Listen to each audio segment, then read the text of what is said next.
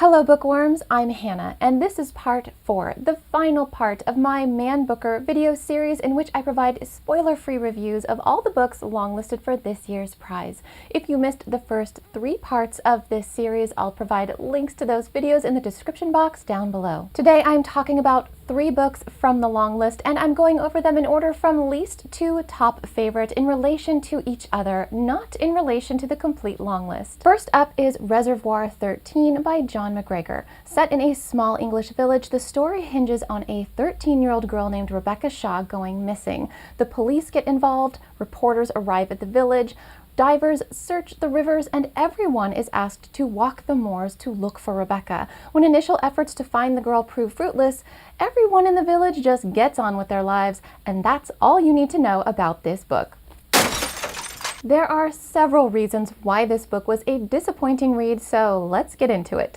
Reservoir 13 is divided into 13 chapters, with each chapter recounting 1 year of time. Throughout the 13 years after Rebecca Shaw's disappearance, an omniscient narrator flits in and out of the lives of several characters who reside in the village where Rebecca went missing. There's no lead protagonist, no detective trying to solve the case, just a collection of characters going about their business. People get married, get divorced, have babies, fight, make up, drink, dance, watch fireworks, and occasionally they recall that girl who went missing. This is the type of book you can finish and walk away from, and the characters immediately evaporate from your mind. If you've already read this book, ask yourself to name a character, describe what they look like, and list one of their driving wants or needs. If you find yourself struggling to do one or all of those things, then you are poised to understand why. For me, this proved such a lackluster read. On top of that, McGregor renders the lives of these forgettable characters with austere language. This is ordinary life captured with plain, simple prose. The only linguistic flourishes in the book are McGregor's descriptions of nature. They're lovely, if not a little redundant, and they're dropped into the narrative without preamble. One moment you're reading about a character doing yoga, and the next moment McGregor is going on and on about yellow pumpernickels chilling in the shade along the banks. The narrative is cyclical. The seasons change, fireworks are lit at the beginning of almost each year, and the reader gets a blatant sense that time is passing, which for me was just a painful reminder that hours of my life were dwindling away while I was slogging through this uneventful book. Ultimately, McGregor aims to portray the way a single event can remain in a person's consciousness for years, and that despite horrible tragedies, life goes on. But I don't need a 300-page novel to tell me that. If I want to experience the mundane trivialities of day-to-day life, I can just live my life. When I pick up a book, it's because I want to be transported, to be moved by enticing prose, and to react to characters who materialize fully in my mind. Unfortunately, all of those elements that make reading an engaging experience are absent from this book, which brings us to the bottom line. Reservoir 13 is a book about nothing. Or to put it another way, Reservoir 13 is a sluggish account of inconsequential characters drifting through their ordinary lives that concludes without resolution. Next up is the most time-consuming read from the long list, 4321 by Paul Auster. This charts 4 alternate lives from birth to manhood of a Jewish boy named Archie Ferguson, who's born in Newark in 1947. Chapter 1 opens with Archie's grandfather, Isaac Resnikoff, arriving at Ellis Island and gives a comedic account of how he began his new life in America with such an unlikely surname. The first chapter goes on to unveil the Ferguson family tree, growing and branching out to the moment when Archibald Ferguson is born. The book is divided into 7 chapters, with each chapter broken down into 4 parts, one for each version of Archie's life. The story unfolds chronologically, but each of Archie's 4 life stories are told parallel to one another. It takes some getting used to, especially at the beginning of the book, but eventually Archie's 4 lives become so varied that they're much easier to differentiate. This is 4 coming-of-age stories in one book, with each Archie getting the same start in life. Some aspects of Archie's identity and personality are ingrained from birth, but on his 4 alternate life paths, he experiences varied degrees of heartbreak, drastically different sexual encounters, unique friendships and family relations, and a broad range of financial and educational advantages and setbacks. By exploring Archie's variant lives, Auster flirts with the notion of destiny and highlights the remorselessness of life's unexpected events, the type of events that, in Auster's words, remind us that anything can happen to anybody at any moment and that life becomes death in a flash. Reading this book is challenging because of its sentence structure and page count.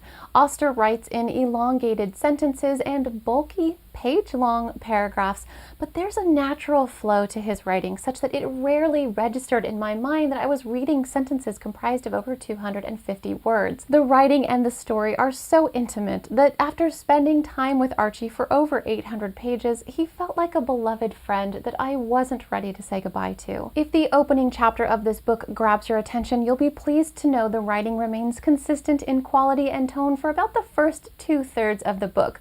The narrative loses some momentum in the final third when Auster diverts from Archie's life to recount political events from the 60s as though he were penning a history textbook. Fortunately, Auster reins in the story by the final chapter, and while the closing line isn't particularly special, the book ends with each of Archie's 4 lives having been sufficiently concluded. This book is for anyone who enjoys sweeping coming-of-age stories with expansive family trees, for anyone who delights in reading about the electric yet awkward moments of young love, for anyone who wants to relive the 60s, or who would like to ponder the infinite number of moments that shape the course of our lives. Bottom line, characterized by its intimate portrayal of one man's life, 4321 is an arresting reminder that life is fickle and none of us are guaranteed a tomorrow. Finally, my top pick from this group of Man Booker nominees is Days Without End by Sebastian Barry. Set in the 1840s, this is the story of Thomas McNulty, who, as a boy, escapes Ireland's Great Famine as a refugee and who, as a young man, joins the U.S. Army to fight in the Indian Wars alongside his partner and lover, John Cole. This book is a study in successfully crafting distinct narrative voice. Thomas McNulty speaks colloquially to the reader, and his Irish accent is conveyed through Barry's keen use of diction and syntax. As a narrator, Thomas is an observant young man. His descriptions of nature are lyrical and consuming, while his recollections of battle are gruesome yet riveting. Thomas is a fierce soldier on the battlefield, but internally, he's a semi-willing participant. He's aware of injustices transpiring around him. He's bothered by the strange sense of exhilaration he experiences in the throes of battle, and he is deeply troubled by the atrocities he witnesses being inflicted on women and children. In his private life, Thomas has a flair for the feminine. He's quite taken with dresses and wearing women's clothing, and his relationship with John Cole is tender and sweet. The contrast between his private life and the demands of his life as a soldier makes for a striking juxtaposition as he oscillates from donning dresses and behaving coquettishly to stabbing, shooting, and slaying in battle. As much as I love this book, I have to admit it's not perfect. Thomas and John Cole adopt a Sioux girl they call Winona. She happily joins their family and displays no sense of trauma despite being ripped from her people and robbed of her culture. Some people have argued that this aspect of the novel downplays the shock of Indian displacement, which is a fair assessment. Although the story is being conveyed from Thomas McNulty's perspective, so there is room for him to give a biased interpretation of Winona's experience. Still, it seems like a missed opportunity. Also, the narrative is strongest when Thomas describes his personal experiences and feelings on the cusp of battle, when he can almost hear the bones in his body tightening, or in quiet moments with John Cole when they hold hands and listen to the night. But when Thomas carries on about the mundane actions of other characters he's observing, a subsequent sense of detachment weakens the story because the reader's emotional connection to Thomas momentarily wanes. Nonetheless, this is a stunning book that should have made it to the shortlist. If I were to create another books worth buying video today, I would include this book.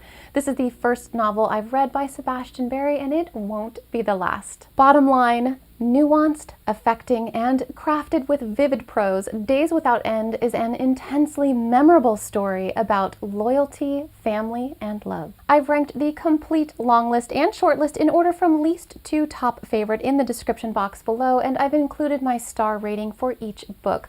My top 3 long list picks are Solar Bones and Days Without End practically tied for second place, with The Underground Railroad holding steadfast at number 1. The shortlist book I'm rooting for is Elmet by Fiona Mosley, a dispiriting novel reminiscent of Gothic literature that swept me away with its atmospheric prose and unsettling story. If you haven't read this one yet, be sure to check it out. All that remains is to see which book takes home the prize. The winner will be announced on October 17th. In the meantime, tell me in the comments which Man Booker novel is your favorite and which shortlist book you hope wins the prize. Thanks, everybody!